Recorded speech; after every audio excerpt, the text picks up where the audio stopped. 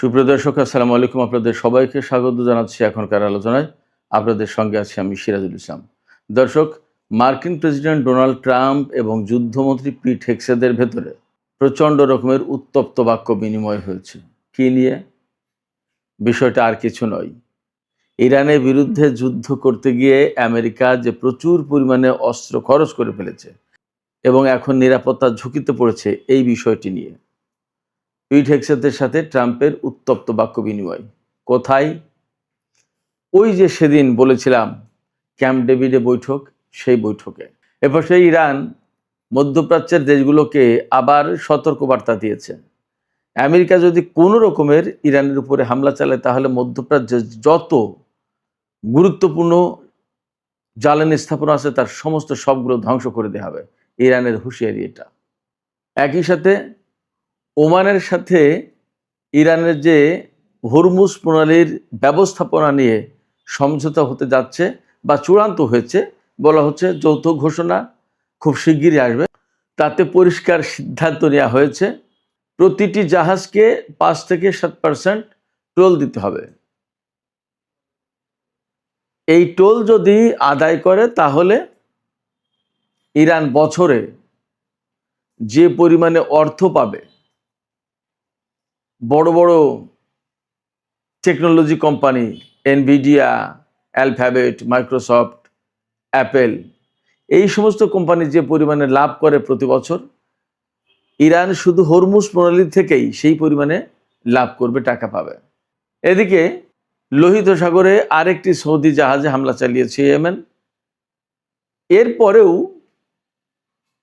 অর্থাৎ লোহিত সাগরে একের পর এক হুতিরা হামলা চালানোর পরেও তেলের দাম কমেছে। কেন কমছে তেলের দাম? সুপ্রিয় দর্শক, এই কয়েকটি বিষয় নিয়েই এখনকার আলোচনা। আশা করি আলোচনা ভালো লাগবে আর আপনারা শেষ পর্যন্ত সঙ্গেই থাকবেন। যদি ভিডিও ভালো লাগে তাহলে লাইক, কমেন্ট, শেয়ার করবেন এবং চ্যানেলটি সাবস্ক্রাইব করে সাথে থাকবেন।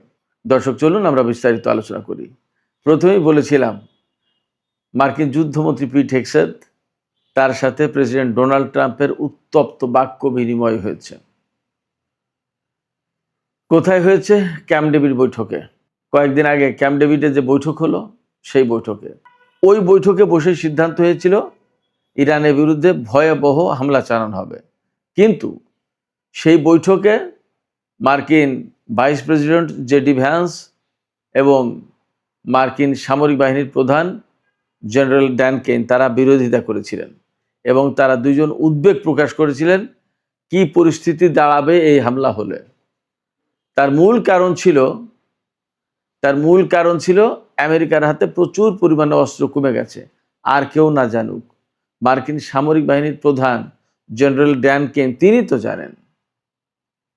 এবং আমি কিন্তু গতকালকের ভিডিওতেও বলেছি যে আমেরিকার বহু সংখ্যক জেনারেলকে ফায়ার করা হয়েছে, অর্থাৎ বরখাস্ত করা হয়েছে, অনেকে পদত্যাগ করেছে। মানে আমেরিকার মতো একটা দেশ, আমেরিকার মতো একটা সামরিক বাহিনী, তারা ইরানের সাথে যুদ্ধ করতে একেবারে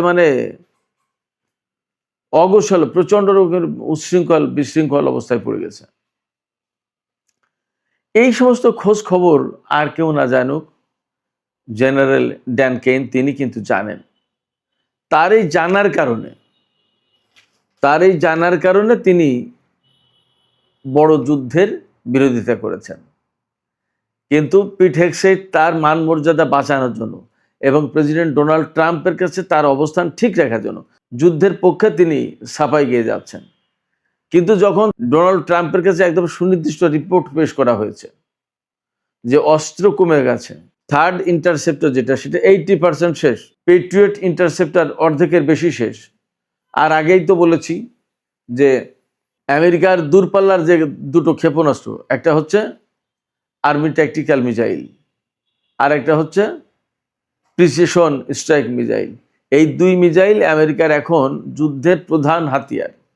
এই দুটো অস্ত্র প্রায় শেষ, সামান্যই আছে, সহজ কথা।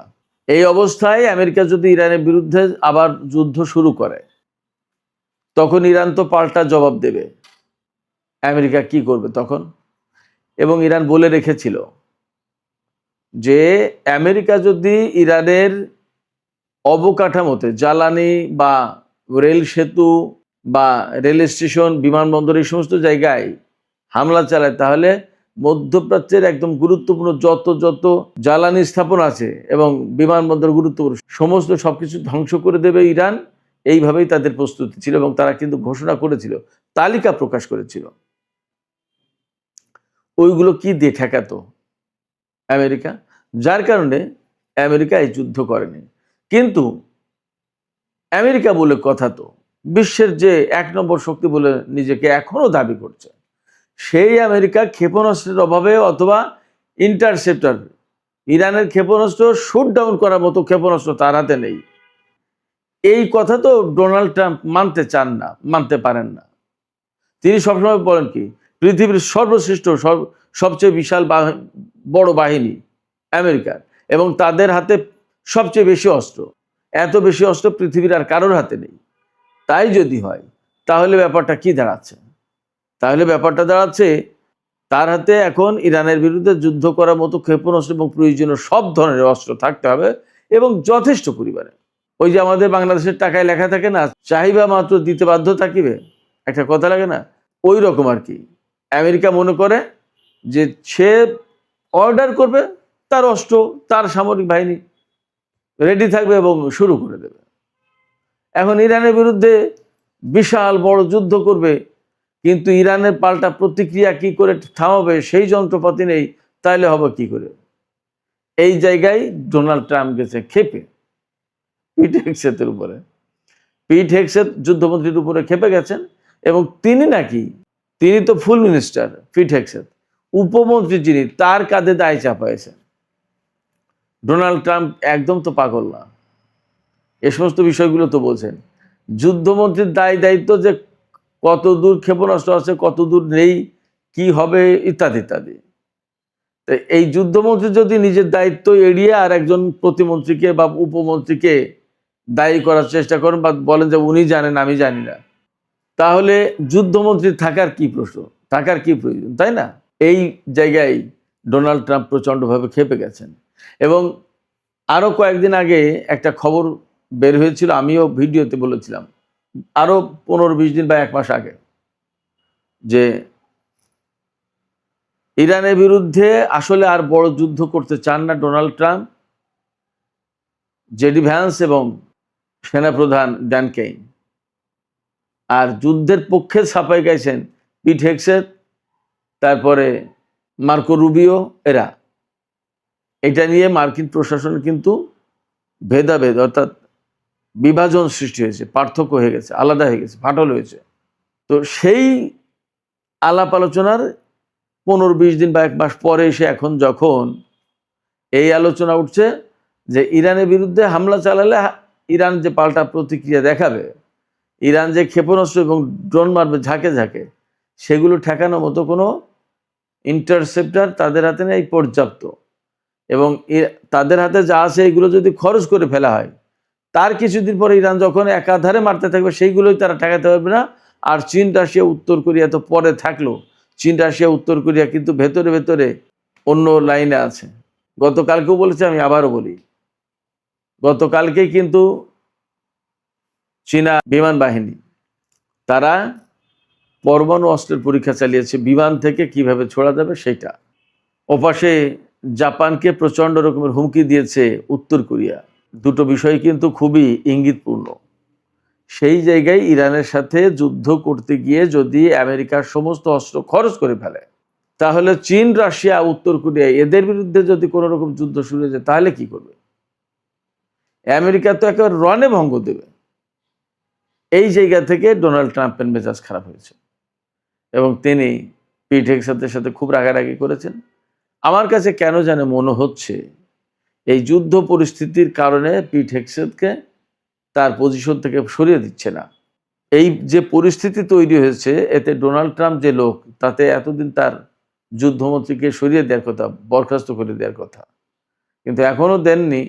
আমার কাছে মনে হচ্ছে যুদ্ধ পরিস্থিতিটা একটা জায়গায় যাওয়ার পরে, অর্থাৎ একটা সমাধানে যাওয়ার পরে এই কাজ করবে। তবে সমাধানটা কি সহজ?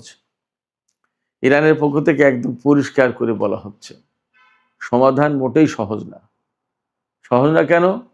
আমেরিকা, পাকিস্তান, কাতারের মধ্যস্থতায়, তুরস্কের মধ্যস্থতায় যে ইসলামাবাদ সমঝোতা স্মারক সই করলো, সেই সমঝোতা স্মারক তারা ভেঙেছে, তারা লঙ্ঘন করেছে, যুদ্ধবিরতি লঙ্ঘন করেছে। ইরানের উপরে যে নিষেধাজ্ঞা ছিল সেই নিষেধাজ্ঞা কিছু শিথিল করেছিল, সেইগুলো পুনর্বহাল করেছে। ইরানের বিদেশে যে সমস্ত আটকে থাকা সম্পদ, টাকা পয়সা, সেগুলো ফেরত দেওয়ার কথা, সেগুলো এখনো দেয়নি। অর্থাৎ যে সমঝোতা হয়েছিল তার কিছুই বাস্তবায়ন হয়নি। আবার এখন আমেরিকা যদি হরমুজ নিয়ে সমাধান চায়, যদি বলে যে আমরা একটা সমাধান করে আসো, ইরানকে যদি বলে, তো ইরান তো সর্বপ্রথম বলবে যে তুমি তো চুক্তি মানো না, তুমি তো সমঝোতা মানো না, তুমি তো প্রতিশ্রুতি মানো না, তুমি যেটা বলো সেটা করো না। দ্বিতীয়ত বলবে তুমি যে ইসলামাবাদ সমঝোতা স্মারকে সই করেছিলে সেইগুলো আগে বাস্তবায়ন করে তারপরে তুমি আমার সাথে আলোচনা করার কথা বলো। তখন কি করবে? অতএব সমস্যার সমাধান কিন্তু খুব সহজ না। এবং আমি আপনাদেরকে বলি, আমেরিকা যদি ইরানের সাথে সমাধান করতে চায় তাহলে আমেরিকাকে অনেক কিছু হারাতে হবে। আগের বার যে 14 দফা সমঝোতা হয়েছিল তার প্রত্যেকটা দফা ইরানের পক্ষে ছিল। এবার হয়তো আরো দু একটা জড়িয়ে দেবে এবং সেগুলোও মেনে নিতে হবে। সবচেয়ে বড় যে বিষয়টা মানতে হবে সেটা হচ্ছে হরমুজ প্রণালী নিয়ে যে ইরান এবং ওমানের ভিতরে ম্যানেজমেন্টের যে চুক্তি হচ্ছে, এই চুক্তি ডোনাল্ড ট্রাম্পকে মানতে হবে। সেই চুক্তিতে কি বলা হচ্ছে? সেই চুক্তিতে প্রথমত এবং প্রধানত বলা হচ্ছে হরমুজ প্রণালী দিয়ে কোন কোন জাহাজ পারস্য উপসাগরে প্রবেশ করবে সেটা ঠিক করবে ইরান। তার মানে কি? তার মানে হচ্ছে সমস্ত পণ্যবাহী জাহাজ পারস্য উপসাগরে যেতে পারবে হরমুজ প্রণালী দিয়ে। কিন্তু যদি ইরান মনে করে যে এই জাহাজটা ইসরায়েলের, ওই জাহাজটা আমেরিকার, এই দুটো জাহাজ যেতে পারবে না, তাই যেতে পারবে না, কথা নেই। আর অস্ত্র সামরিক সরঞ্জাম নিয়ে তো ইরান কোনো জাহাজকে হরমুজ প্রণালী পার হয়ে পারস্য উপসাগরে যেতে দেবে না। তাইলে মধ্যপ্রাচ্যে আমেরিকার যে সমস্ত ঘাঁটি, এগুলোর একটাও সচল রাখা সম্ভব হবে না। শুধু তাই না, দেখেন কি হয় যদি যুদ্ধবিরতি হয়, আবার সমঝোতার প্রশ্ন আসে এবং এই পরিস্থিতির সমাধানের কথা আসে, তাহলে ইরান সবচেয়ে বড় দুটো প্রশ্ন তুলবে যে আমাদের নেতাকে, আমাদের কর্মকর্তাদেরকে তোমরা হত্যা করলে কেন, এটা জবাব দাও। আরেকটা প্রশ্ন আসবে যে তোমরা কোন কারণে এখানে সামরিক ঘাঁটি রাখো, ঘাঁটি সরাও। এই প্রশ্নগুলোর, এই বিষয়গুলোর সমাধান কি, আমেরিকার হাতে কি আছে? সেক্ষেত্রে মধ্যপ্রাচ্যে অ্যাকচুয়ালি আমেরিকার জন্য বড় রকমের সমস্যা অপেক্ষা করছে। এই সমস্যার সমাধান সে সহজে করতে পারবে না এবং ফাইনালি তাকে এখান থেকে বেশ, আমার কাছে মনে হয়, অনেকটা অপমানজনকভাবে বের হয়ে যেতে হবে। হরমুজ প্রণালী নিয়ে ইরান এবং ওমানের সাথে যে চুক্তি হচ্ছে তাতে ইরান হরমুজ প্রণালী ব্যবহার করা জাহাজকে টোল দিতে বাধ্য করবে, এটা মেনে নিতে হবে, এটা মাস্ট, ফাইনাল। 5 থেকে 7%, এখনো মনে হয় ফাইনালে নেই, বা এমন হতে পারে যে কোনো জাহাজের জন্য 5%, কোনো জাহাজের জন্য 7%, পণ্য ভেদে, পণ্যের মূল্য বুঝে টোল দিতে হবে। তো সেই হিসেবে দেখা যাচ্ছে এই যুদ্ধের আগে যে পরিমাণে প্রতিদিন হরমুজ প্রণালী দিয়ে জাহাজ চলাচল করতো, সেই হিসাব যদি করা হয় যে সেই রকম পরিস্থিতি আবার ফিরে আসবে তো বটেই, তাহলে প্রতিদিন ইরান যে পরিমাণে টোল আদায় করবে সেটা শুনলে মাথা খারাপ হয়ে যাওয়ার মতো অবস্থা। ধরুন একটা জাহাজে 2 মিলিয়ন ব্যারেল তেল যাচ্ছে, সেই জাহাজ থেকে 7% টোল যদি নেওয়া হয় তাহলে একটা জাহাজ থেকেই টোল আসবে $11 মিলিয়ন, $110 কোটি, একটা জাহাজ থেকে। এইভাবে যদি আমরা হিসেব করি যে পরিমাণে বছরে জাহাজ চলাচল করে, তাতে প্রতিদিন ইরান হরমুজ প্রণালী থেকে $385 মিলিয়ন টোল আদায় করবে প্রতিদিন। আর এই হিসেবে $100 বিলিয়ন বেশি টোল আসবে প্রায় ইরানের হাতে। এই পরিমাণ টাকা কি পরিমাণে জানেন? আমরা সবাই জানি এনভিডিয়া কি বিরাট বিশাল technology company. Nvidia, Alphabet, Microsoft, Apple, এই সমস্ত কোম্পানি 130-135 বিলিয়ন থেকে $100 বিলিয়ন ভেতরে লাভ করে প্রতি বছর। ইরান প্রতি বছরে হরমুজ পল্লী থেকে টোল তুলবে $100 বিলিয়ন কাছাকাছি। অর্থাৎ ধরুন মাইক্রোসফট যে পরিমাণে ইনকাম করবে, হরমুজ পল্লী থেকে ইরান সেই পরিমাণে ইনকাম করবে। এই টোল তুলতে ইরানের কিন্তু খুব খরচ হবে না, একদমই কম। বলা হচ্ছে 97% প্রফিট থাকবে, এবং বলা হচ্ছে যে পরিমাণে টোল বছরে আদায় করতে পারবে হরমুজ পল্লী থেকে ইরান, সেটা ইরানের টোটাল জিডিপির 1/3, 3 ভাগের 1 ভাগ প্রায়। ভাবেন একবার, বিপুল অঙ্কের অর্থ। এবং এই শর্ত মেনে নিতে হবে, এই শর্ত ছাড়া ইরান হরমুজ পল্লী খুলবে না। এই যে হরমুজ পল্লী থেকে টোল আদায় করবে, এটা সুয়েজ খালের থেকে 15 থেকে 20 গুণ বেশি হবে টোটাল টোল। কারণ সুয়েজ খাল দিয়ে তো অত পরিমাণে জাহাজ যায় না, যত পরিমাণে জাহাজ বের হয় হরমুজ পল্লী দিয়ে, তত পরিমাণে তেলবাহী জাহাজ সুয়েজ খাল দিয়ে যায় না, কারণ বেশিরভাগ জাহাজ এশিয়ার দিকে যায় হরমুজ পল্লী থেকে। তো যাই হোক, আমরা আলোচনা করছিলাম সেই ডোনাল্ড ট্রাম্প পিট হেগসেথের দ্বন্দ্ব, সেখান থেকে এই সংকট সমাধান করতে গেলে কি হবে সেই প্রসঙ্গগুলো আসলো। ওই দ্বন্দ্বের ব্যাপারে কিছু কথা আছে, সেগুলোও বলতে হবে। এই দ্বন্দ্বের ব্যাপারে যখন খবর প্রচার হয়েছে, ইসরায়েলের গণমাধ্যমে এসেছে, আমেরিকান গণমাধ্যম তো আছেই। তো হোয়াইট হাউসের পক্ষ থেকে বলা হচ্ছে যে এই কথাটা একদম ভুয়া খবর, এটা মিথ্যে কথা।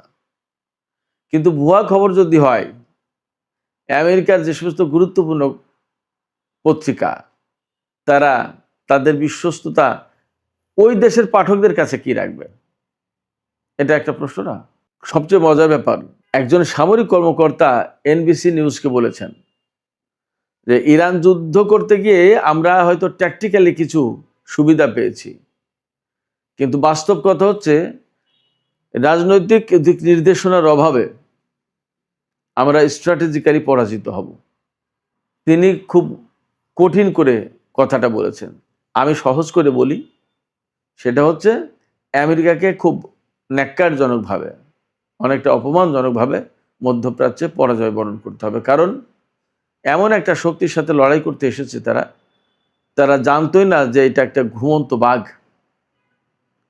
পাশাপাশি তারা শুধুমাত্র গায়ের শক্তি নিয়ে আমেরিকার যে সমস্ত প্রযুক্তি মোকাবেলা করা প্রয়োজন, সেই রকম মোকাবেলা করার প্রযুক্তি হাতে নিয়েই যুদ্ধে নেমেছে ইরান। ফলে এখান থেকে সহজ হবে না। অতএব মধ্যপ্রাচ্যের ঘাঁটি আমেরিকাকে ছাড়তেই হবে, যা পরিস্থিতি। এবং ডোনাল্ড ট্রাম্প যতই বলুক যে খুব ভালোভাবে এগোচ্ছে আলোচনা, একটা চুক্তি হয়ে যাবে, চুক্তি না করলে বিরাট বড় রকমের আঘাত করব, এ সমস্ত যত কথাই বলুক, ইরান যেভাবে আগাচ্ছে সেইভাবেই আগাতে হবে, এর বাইরে লাভ হবে না। এবং এর বাইরে লাভ করতে গেলে আমেরিকার সেনা ঘাঁটি এবং মধ্যপ্রাচ্যের যত গুরুত্বপূর্ণ ইনফ্রাস্ট্রাকচার সব ধ্বংস হয়ে যাবে। এই ঝুঁকি অন্তত পারস্য উপসাগরীয় আরব দেশগুলো নেবে না। ফলে মধ্যপ্রাচ্যে পরিস্থিতি কোনো মতেই আমেরিকার অনুকূলে, আমেরিকার পক্ষে থাকবে না। শুধু তাই না, আরও অনেক কিছু এই অঞ্চলে পাল্টানো শুরু হয়েছে। আমি আশা করছি সেটা নিয়ে আজ রাতের ভিডিওতে আলোচনা করব। তো দর্শক, এখনকার আলোচনা এখানে শেষ করতে চাইছি। শেষের আগে একটুখানি ছোট্ট করে বলি যে লোহিত সাগরে ইয়েমেনের হুতিরা কিন্তু সৌদি আরবের আরেকটি তেল ট্যাঙ্কারে হামলা চালিয়েছে। তবে দুটো পাকিস্তানি তেল ট্যাঙ্কারকে তারা বাব আল মানদেব প্রণালী পার হতে দিয়েছে। আমি গতকালকেই বলেছিলাম, পাকিস্তান এবং চীনের জাহাজকে অ্যালাউ করছে তারা। তো এই যে একের পর এক হামলা চালাচ্ছে হুতিরা, তারপরেও আন্তর্জাতিক বাজারে তেলের দাম কমেছে। ব্রেন্ট ক্রুড বিক্রি হচ্ছে $79 সামথিং সেন্ট, আর ওয়েস্ট টেক্সাস ইন্টারমিডিয়েট বিক্রি হচ্ছে $74 নিচে, 71 বা $72। তার মানে বেশ খানিকটা কমেছে। কিন্তু কেন কমছে এই কারণে, ওই যে হরমুজ নিয়ে বারবার ডোনাল্ড ট্রাম্প আশাবাদ দেখাচ্ছে যে একটা ভালো চুক্তি হবে, ভালো আলোচনা হচ্ছে, খুব সুন্দরভাবে এগিয়ে যাচ্ছে। এই সমস্ত কারণে আজকে কিন্তু বৃহস্পতিবার, সপ্তাহের শেষ দিনগুলো বেশ ক্রিটিক্যাল থেকে, দেখা যাক কি হয়। তো সুপ্রিয় দর্শক, এখনকার আলোচনা এখানে শেষ করতে চাইছি। যাওয়ার আগে আমি আপনাদের কাছে আপনাদের মতামত জানতে চাই যে হরমুজ পল্লীতে এই যে টোল আদায়ের সিস্টেম করতে যাচ্ছে ইরান, আমেরিকা তো অবশ্যই বাধা দেবে, কিন্তু শেষ পর্যন্ত ইরান কি এই টোল কার্যকর করতে পারবে? আপনাদের কি মনে হয়? মতামত জানিয়ে কমেন্টে লিখুন। আর ভিডিও ভালো লাগলে আবারও বলি, লাইক, কমেন্ট, শেয়ার করবেন এবং চ্যানেলটি সাবস্ক্রাইব করে সাথেই থাকবেন। দর্শক, এখনকার আলোচনা এখানে শেষ করতে চাইছি। আপনারা সবাই অনেক অনেক ভালো থাকুন। আল্লাহ হাফেজ।